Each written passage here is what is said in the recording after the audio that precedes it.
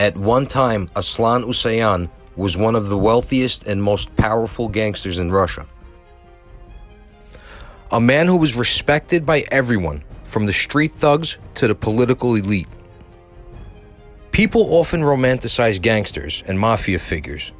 Pablo Escobar, John Gotti, El Chapo, The Godfather. Russia had their own version of The Godfather. Aslan Usoyan was born in February of 1937. He barely survived the war and by age 16 began doing robberies. At 18, he was sentenced to 2 years in prison. While he was serving his sentence, Hassan was recognized by the high-ranking thieves in law and proposed for membership. Shortly after, he became a member of the organization, given the nickname Hassan. At age 22, he was sentenced to an additional 5 years in prison for another robbery that went wrong. After being released, Hassan put together a strong crew and made sure that he had authorities on his payroll. His crew then began doing robberies, fraud, and just about anything else that could make money. By 1968, Hassan's influence grew all over Russia.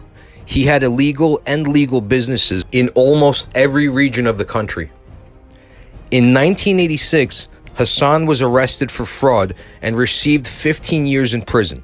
During this bid, he would do time in multiple Russian prisons, where he would meet powerful and respected Russian mobsters. Through his political connections, Hassan was able to secure an early release. This time, Hassan kept himself surrounded by a team of security made up of hitmen. One of these hitmen was the famous Russian contract killer named Vladimir Volkov, known in criminal circles as Wolf. Hassan also had very powerful friends in the organization, such as Vyacheslav Ivankov, also known as Yaponchik. In the Thieves-in-Law organization, Yaponchik had an extremely high position and was responsible for overseeing something called Upshak. Every member of the organization sends a percentage of their earnings to the Upshak. In turn, this money is used to take care of members who are currently in prison. When Yaponchik left for New York City to set up shop, he left Hassan in charge of the Upshak. With that, Hassan's status in the underworld grew immensely. Shortly after, a conflict broke out between Hassan and the Aganov brothers, Vladimir and Rudolf, when they accused Hassan of stealing $850,000 from the Upshak. During the war with Hassan and the Aganov brothers, approximately 150 people were killed, many of these being gangland slayings carried out by Wolf. In the end of 1996, Wolf finally tracked down the Aganov brothers and ambushed their car, spraying it with machine gun fire. The two brothers were able to escape with their lives, but barely. They immediately put word on the street that there's a $50,000 reward for anyone that could provide a picture of Wolf. One of Hassan's lieutenants, Vanya Karakazyan, was leaving his house in 1997 when a police car pulled up and two men dressed in police uniforms arrested him and placed him in the back of the car. They drove him out of the city to a farm where he was viciously tortured and ultimately drowned in cement while he was still alive. The next person the brothers hit was Eddie Moscow. Eddie was in charge of Hassan's mineral water business. Hassan knew he had to quickly replace Eddie before the brothers took over the business as well as the region in Russia where the business was located. He decided to put in Alexander Kharashov. Kharashov was there for about a year before he was gunned down leaving his house. By this point, the police were getting extremely desperate to interrogate Hassan, but they had no reason to arrest him. In 1998, they caught up with him at an airport and detained him. They planted drugs on him and used that as an excuse to bring him in for questioning. Hassan gave up no information and was eventually released, but he gave the police his word that he would put an end to the bloodshed. Hassan knew that Rudolf, the older brother, was the one that was actually running things. Without him, the younger brother Vlad would not be able to run the family. In the end of '98, Rudolf's car was ambushed by a man firing a grenade launcher. Once again, Rudolf would narrowly escape with his life. The younger brother Vlad vowed to get revenge, but his lifeless body would be found in the trunk of a car just a few months later. Once the war with the brothers was over, Hassan took over their businesses, legal and illegal, and the area where they were operating from. By this point, Hassan owned multiple hotels, banks, casinos, and restaurants. Before long, Hassan got into another major conflict with a very powerful gangster named Tariel Aniani. Aniani and Hassan were having a major dispute over who was going to control the labor rackets for the preparation of the 2014 Sochi Olympics.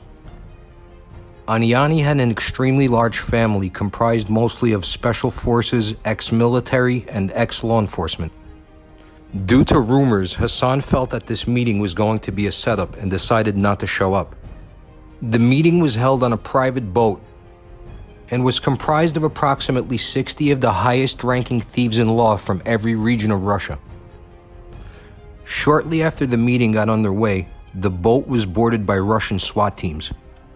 Some people even jumped in the water to try to evade capture, but they were ultimately taken into custody. Russia's use of force laws are a little different from ours. When Russian police make an arrest like this, they usually interrogate the suspect on the spot with a video camera and get a confession one way or another. This video was taken of Aniani when he was arrested during the meeting on the boat.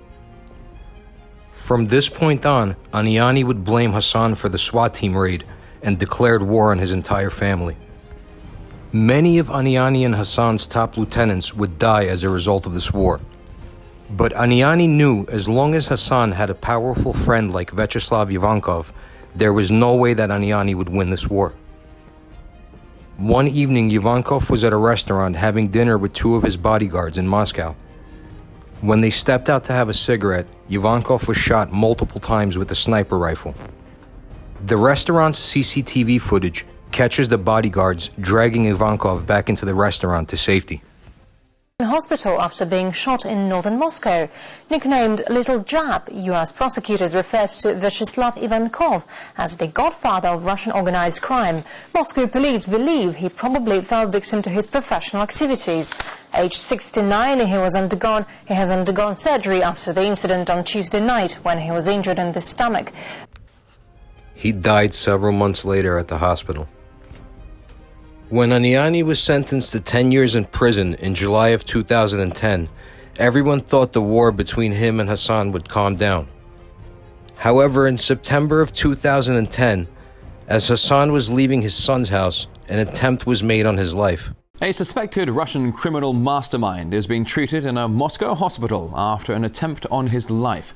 Nicknamed Grandpa Hassan, he is thought to have fallen victim to a gangster war right in the center of the capital. RT's Yegor Piskunov has more from the crime scene. The incident happened here on this quiet side street in the very heart of Moscow at around 8 p.m. on Thursday evening. Aslan Usoyan, also known as Grandpa Hassan, thought to be a major criminal lord in Russia, arrived to reportedly visit his son, who lives in this apartment building over here. And as Grandpa Hassan, accompanied by his bodyguard, were trying to enter the building, walking through this door over here, the shots were fired. The bodyguard went down first, and according to reports from the witnesses, Grandpa Hassan actually tried dodging the bullets, but ended up getting one in his stomach. That's when their driver ran out and called the ambulance. The hitman was firing the shots from one of those windows on the third floor of that building. The distance between these two houses is really small, and when the authorities came, they saw that that window was open, and when they checked the apartment, they found a weapon which is thought to have been used. Both men were rushed to hospital, but soon authorities announced that Grandpa Hassan had died. Later, they denied this information, saying that they gave out false reports on purpose in order to prevent a second possible assassination attempt. And it is thought that Grandpa Hassan controls most of the organized criminal groups in Russia and in the CIS. There's already one version of why. Allegedly, it's because of this major war going on between two giant gangster groups, and they're currently fighting over some sport facilities in southern Russia. Grandpa Hassan was was really close to a notorious gangster lord known by the name of Yaponchik, who was assassinated back in 2009. Grandpa Hassan was basically his right-hand man. Since 2009, we've heard various reports of numerous gangster wars and shootings and assassinations both in Russia and in Western Europe as well, like in Switzerland or Spain, when bodies are found of people suspected of being connected to this or that gang or criminal group in Russia. After being stabilized, Hassan was taken to a different part of Russia to receive medical treatment. When he returned to Moscow, he continued to control his criminal empire. He made no secret of where he lived, and he would eat at his favorite restaurant every day. On January 16, 2013, when Hassan arrived to have lunch, his killer was waiting for him in a window across the street with a sniper rifle. The first bullet struck Hassan in the neck. The second one would hit him in his back. Just to be sure, the killer took 5 more shots through the restaurant door. One of the Russian mafia's most infamous figures, Grandpa Hassan, has been killed right here in Moscow. He was shot in broad daylight right in the city centre. RT's Alexei Rashevsky now joins me live with details on this. Alexei, thanks for coming in so quickly on this. Exactly who was this man and what did he do? Well, Aslan Usoyan, or more oftenly referred in Russia as Grandpa Hassan, has often been compared to Al Capone, but his demise today is more reminiscent of another American gangster, John Dillinger. The man was shot outside his favorite restaurant in central Moscow. The law enforcement agencies have already reported that they have found 6 bullet shells on the scene, believing this was an assassination attempt which proved fatal for Grandpa Hassan. The man with very turbulent history. He has been believed to be running several gambling enterprises as well as involved in drug trafficking and weapon sales. The man was believed to be one of the biggest crime lords in Russia. He also had several attempts on his life before. The most famous, the most recent one was in 2010 when he was shot in the stomach, and for some time the information was circulating that he was actually killed. That was, as later explained, for security reasons. But he survived that. He had a very serious operation, very serious surgery. Now, obviously, it proved fatal for Grandpa Hassan, and he died in hospital without regaining consciousness straight after he was delivered there after being shot in central Moscow today. So here we are talking about what is essentially a mafia kingpin who perhaps nearly a lifetime of mafia contacts and mafia actions. It might be safe to say that he's made many enemies over the years, but we're also talking, you and I were talking off air about this guy just in the studio earlier, and from what I understand, it was a long-distance sniper shot that took him out. And if that is the case, then who, why, what are the motives here? Well, it is now being determined by the law enforcement agencies whether this was a long shot or it was a close shot. We have conflicting reports on that. The only thing we've heard is those gun shells which were found supposedly belong to a sniper rifle. And this is definitely not the first time that a huge high-profile criminal lord is being assassinated in Russia. So the law enforcement agencies are now looking into a possible version that this is a full-scale gang war which led to the death of Grandpa Hassan.